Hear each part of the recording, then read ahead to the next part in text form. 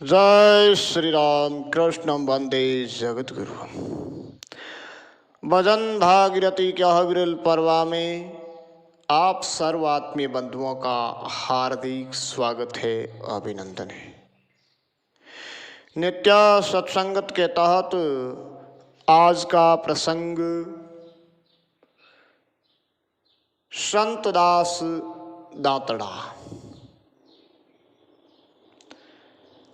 यानी एक महान नित्य अवतार संत गूदड़ बादशाह के नाम से जो विख्यात हुए, जो रामानंद संप्रदाय में संत दास जी, उनके विषय पर उन पर हम चर्चा करने जा रहे हैं।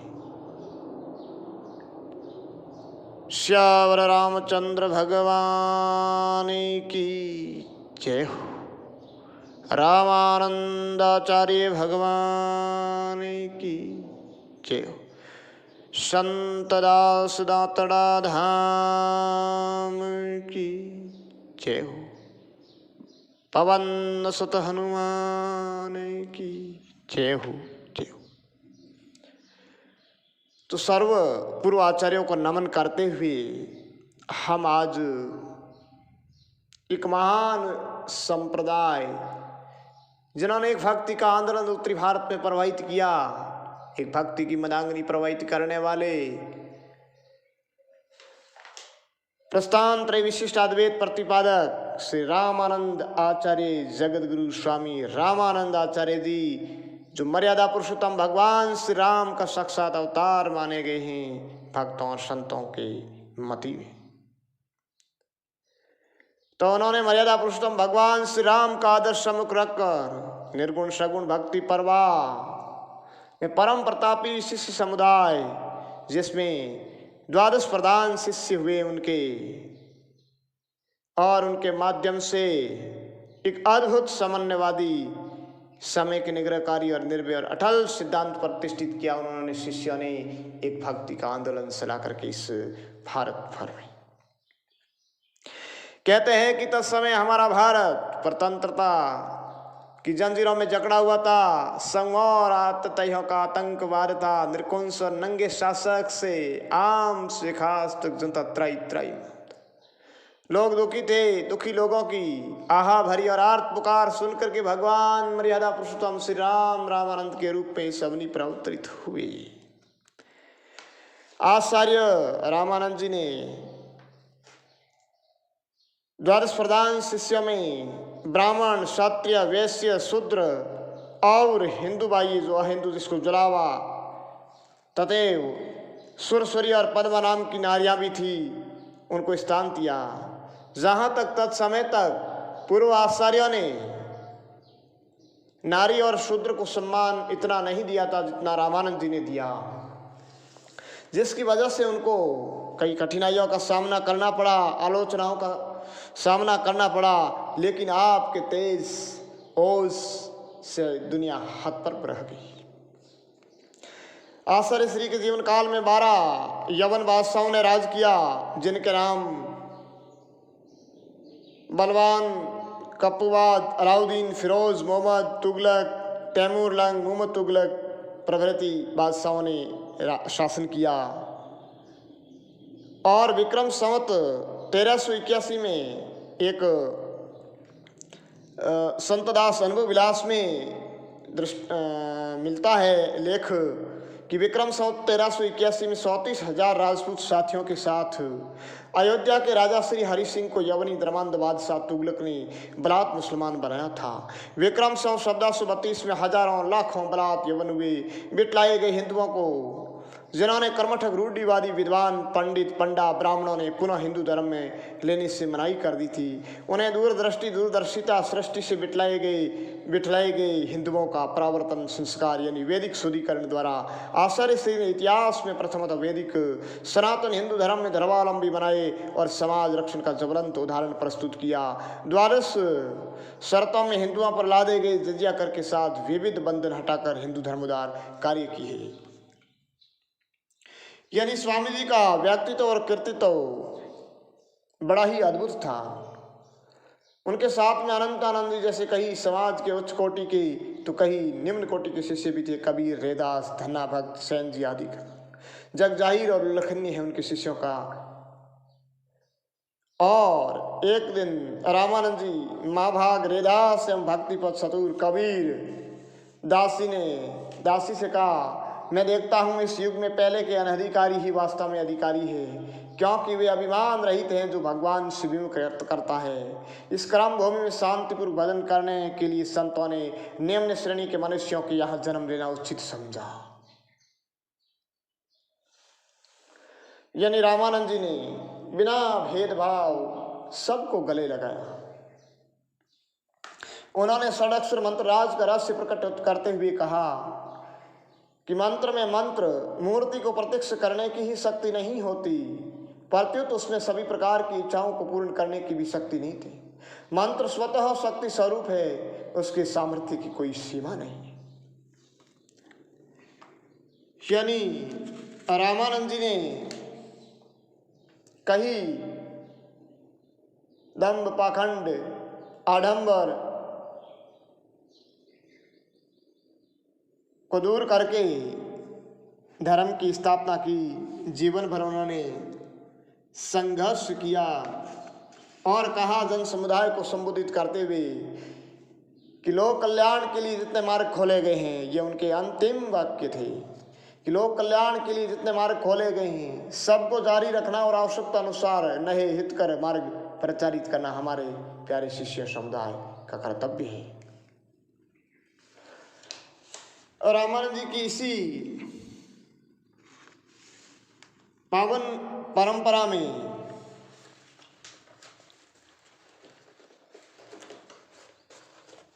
अनंतानंद जी हुए और अनंतानंद जी के शिष्य कृष्ण दास पहारी जी हुए। कहते हैं कि कृष्णदास पहारी जी राजस्थान धर्म प्रचार का जिम्मा उनको मिला था। वे राजस्थान पधारे थे और तत्समय आमेर के राजा के राजगुरु थे तारानाथ जी, उनसे वह भेंट हुई और तारानाथ जी की सिद्धियों को परास्त करके, यानी कृष्ण बिहारी जी ने जब वहाँ अपनी सिद्धि के द्वारा तारानाथ जी को पराजित कर दिया तो तारानाथ जी उनके शिष्य तो बन गए। अपना जो उनका जो आश्रम था जो गलता नाम से प्रसिद्ध है, कहते हैं कि गलता में वो गालव ऋषि ने तो शुष्क पर्वत में कठिन तप किया था, जैसे शुष्क में से गंगा की धारा प्रवाहित हुई थी। वह आज भी गलता तीर्थ के नाम से प्रसिद्ध है। गलता तीर्थ नाम उस आश्रम रख करके उस कीलदेव दास नाम रखा तारानाथ जी का और शिष्य बना करके वहाँ बैठाया और कृष्ण बिहारी जी चल दिए। उन्हीं कृष्ण बिहारी जी का शिष्य हुए अगरदास जी। अगरदास जी ने रेवासा धाम बसाया जो रामानंद संप्रदाय यानी श्री संप्रदाय में जो रामानंद जी हुए, श्री संप्रदाय के 52 द्वार आचार्यों में से जो रामानंद जी के पास में 37 द्वार आचार्य है और रामानंद के 37 द्वार आचार्यों में से 15 द्वार आचार्य रेवासा के पास में। इतने महान सिद्ध महान। और उन्हीं परंपरा में अगरदास जी के शिष्य नारायण दास जी और नारायण दास जी के प्रेम पट्टा जी के प्रेम भूरा जी और उनके रामदास जी, उनके सोटा नारायण दास जी हुए और उन्हीं के शिष्य हुए संत दास जो दातड़ा धाम है वहाँ के संस्थापक हैं। तो आज हम संत दास जी को चर्चा करने जा रहे हैं। रामानंद जी को बार बार प्रणाम करते हैं। इस मरुकांतार में, इस मारवाड़ में कांवटिया गांव है जहाँ खराड़ी के पास में जो जैतारण परगना में आता है, वहाँ की खिड़िया चारणों का एक ठिकाना है, खिड़िया चारण शाखा का। वहाँ के ठाकुर सैनदान जी और उनकी धर्मपत्नी श्रीमती नर्मदा बाई की और एक और उनकी धर्मपत्नी थी। तो नर्मदा बाई की रत्न कोक्षी से एक सुपुत्र हुआ साईदान जी और साईदान जी यौवन काल में ही यानी देह अवसान कर गए, देहांत हो गया। छोटी कुरानी की आशा तो थी पर पता नहीं पुत्र हो या पुत्री हो, कुदरत का करिश्मा जब हो गई तो उस ठिकाने पर एक वज्रपात हो गया। रुद्र सब रोदन करने लगे और अंतिम संस्कार के लिए शमशान की ओर गई। काष्ठ लेकर के जब वहां पहुंचे तो शमशान में एक वृद्ध संत तपस्या ताप रहा था। उन संत ने पूछा कि ये क्या हो रहा है, तो उन्होंने सारी बात बताई कि ठाकुर की संतान नहीं, एक ही थी और वही युवा अवस्था में अविवाहित में ही ये ऐसा हो गया है। तो उन्होंने कहा कि हम जीवित कर दें तो वो आपकी बहुत बड़ी मेहरबानी होगी। और सब वहाँ आए तो सबको बात बताई उन लोगों ने, और सब ने संत से विनय की। संत ने एक पर्दा उस कहा की लाश को यहाँ बढ़ा दीजिए, और लाश के चारों ओर एक पर्दा लगा दिया और आप अंदर चले गए। कहते हैं कि जो प्रकाश सिद्धि होती है, प्रकाश सिद्धि के द्वारा आप उसमें प्रवेश कर लिया। अष्टकुंभक सिद्ध योगी को ये प्रकाश प्रवेश सिद्धि प्राप्त होती है, और उस देह में प्रवेश कर लिया और आपका शरीर वहीं छोड़ दिया और वो बालक उठ करके पार आ गया। ये बात 1699 की है। संवत 1699 फाल्गुन वदी विचार, तिथि नौमी रविवार है, लियो संत अवतार। तत्समय की है, जिसके विषय में और भी कई मत है, लेकिन सर्व प्रमाणिक मत यही है। ये संत दास जी महाराज का जो जीवन चरित्र नामक पुस्तिका है, उसमें भी ये बात बताई गई है। संत दास अनुभव विलास में भी है, और आचार्य सरिता सुबोध अमृत में भी ये बात बताई गई। वहाँ से वो पुनः आ गए और साईं जी, और उस समय से एकांती रहने लगे, क्योंकि वे तो संत की आत्मा थी। और तब काफ़ी समय एकांत रहे तो घर से कहा कि भाई अंदर सरो, सुंदर भोजन करो, वह करो, संसार के क्रियाकलापों में आइए। लेकिन तब उन्होंने कहा कि अब तो मैं तो भजन करने के लिए इस युवा शरीर में प्रवेश किया, अब यहाँ प्रपंच में फंस जाऊँगा। तो वहाँ से निकल गई और वहाँ काठियावाड़ के वीरम गांव की तरफ चले गए, जहाँ जूनागढ़ में गलता के स्वामी नारायण दास जी विराजते थे। उनके धुने पे पहुँचे, जो उनके पूर्व गुरु महाराज थे। नारायण दास जी ने अपने अनुभव से, अंतर्यामी थे वे, तो सब कुछ जान लिया गया। नारायण दास जी को सर्व ज्ञात हो गया कि ये मेरा पूर्व शिष्य संत दास जी है। लेकिन इन्होंने युवा 16 भजनानंद के लिए लिया है या विषय आनंद के लिए, लेकिन जब ध्यान किया और इतने में ही साईं दास जी ने कहा कि प्रभु मुझे दीक्षा दीजिए, मैं भजन करूँगा। उन्होंने जान लिया कि भजन के लिए लिया है, तो अपने धुने में कुछ फल जो पका करके उनको दिए और कहा कि ये फल ग्रहण करिए और मैं जाता हूँ, आप धुने पर सेवा कीजिए, 1 साल से पूरा। तो उन्होंने वो फल ग्रहण किए। महाराज जी भ्रमण के लिए तीर्थाटन पे चले गए, और उस फल के माध्यम से उनको सुधा प्यास पुछने लगा, भजन में मगन हुए। 1 वर्ष से पुनः आए, तब उनको विक्रम संवत 1742 में गुरु पूर्णिमा के दिन उनको दीक्षा दी गई, जो गुरु दीक्षा। और उसके बाद में उनका नाम संत दास जी, जो पूर्व नाम था वो रख दिया कि तुम्हारा पूर्व नाम संत दास रखेंगे और इसी से तुम पूज्य बनोगे। तो साईं दास से जो संत दास जी हो गए, वहाँ से भ्रमण करते हुए पंजाब चले गए और वहाँ साधनाएं की। उसके बाद में आपकी कई सिद्धियाँ भी होती।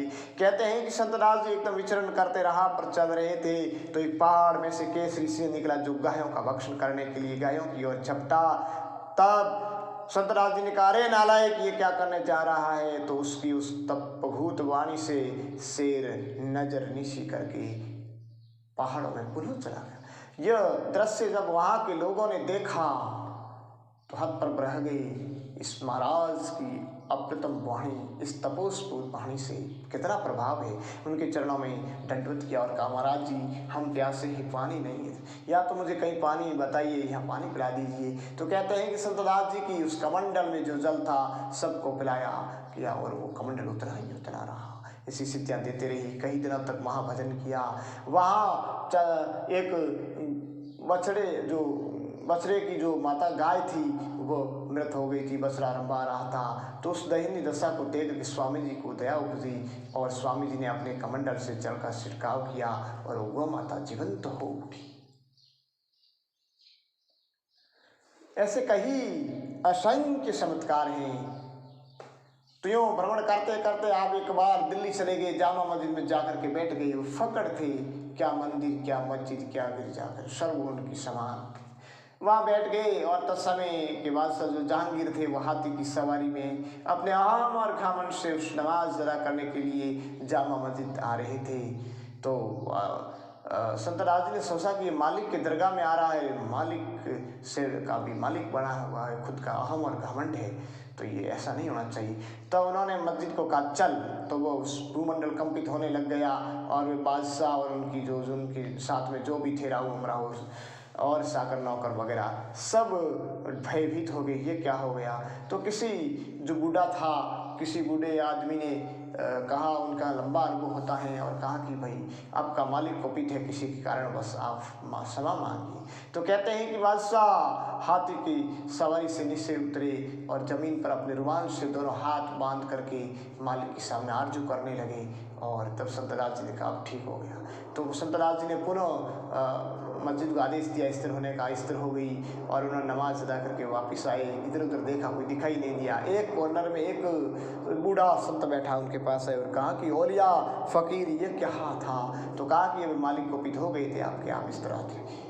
तो कहा कि अब कैसे क्या होगा, आपने बहुत बड़ी मेहरबानी की, इसलिए हम आपको दक्षिणा भेंट देते हैं। और कुछ खजानशियों को आदेश दिया और स्वर्ण लेकर के उसके चरणों में रखा। संत दास जी ने कहा कि हम तो फ़कीर हैं, हम फ़कीर सोने को क्या करेंगे। ऐसा करके अपने कमंडल से सामने जामा मस्जिद की दीवार पर जब छिड़का तो सर्व स्वर्णमयी दिखने लगी और कहा कि जितना चाहिए उतना सोना अपने दरबार में ले जाए। बादशाह ने कहा कि मैं तो बादशाह हूँ, आप बादशाहों की बादशाह हो, शहंशाह के शाहन हो, आप गुजर बादशाह होंगे। आज से ताम्रपत्र लेकर के दे देता हूँ, गुजर बादशाह के नाम से प्रसिद्ध होंगे। ऐसा करके बादशाह चल गए। वहाँ से भ्रमण करते हुए संतदास जी पुनः गलता तीर्थ आए और तब रास्ते में कई संत समूह साथ में हो गए। संत वृंद को साथ में देख करके गुरु महाराज ने कहा कि ये क्या झमेला किया है, मेरा जमात बांधने के लिए या भजन करने के लिए निकल पड़े थे कि मैं क्या करूं। राम जी ने सही कर दिया। फिर वहाँ सब संत मारे गए। उन्होंने आदेश दिया कि आप मेवाड़ की तरफ जहाजपुरा की ओर चले जाइए, वहाँ की भूमि आपको पुकार रही है।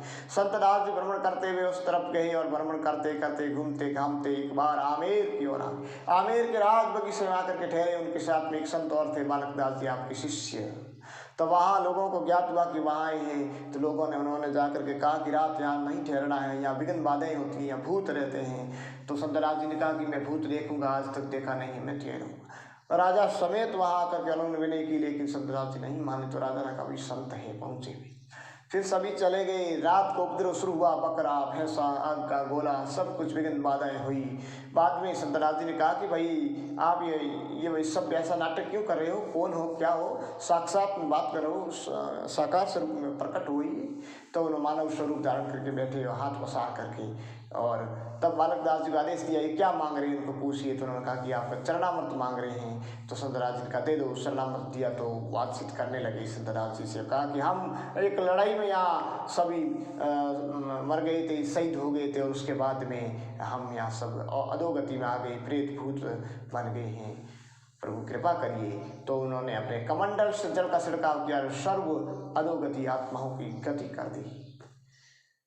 तब वो सच्चा सारा और फैली। सुबह सब लोग आए और कहा ये हुआ। तब पैर पकड़ने लगे कि यहीं बैठ कर के भजन करो। कुछ समय वहाँ रुके, बातचीत की और कहा कि एक दिन कि काबुल के मेवा बहुत अच्छे होते हैं। संतदास जी बैठे बैठे हाथ पसारे और काबुल के मेवा सबको खिला दिया। फिर चल बसे के रमता जड़ जोगी रमता भला थिरग सुगंधा हो, तो वहाँ से भ्रमण के लिए निकल पड़े।